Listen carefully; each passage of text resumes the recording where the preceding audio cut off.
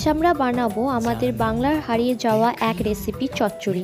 প্রথমে নিন মূলোর ডাঁটা, ফুলকপি, বেগুন, সিম, আলু, একটু কুমড়ো আর পুঁই ডাঁটা সব কেটে আলাদা করে রাখুন। এবার কড়াইতে একটু জল দিয়ে তার মধ্যে আগে থেকে কেটে রাখা ফুলকপি আর মূলোর ডাঁটা দিন।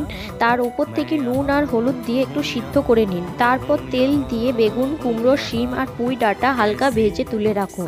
একই কড়াইতে আবার তেল দিয়ে পাঁচফোড়ন, শুকনো লঙ্কা আর তেজপাতার ফোড়ন দিন।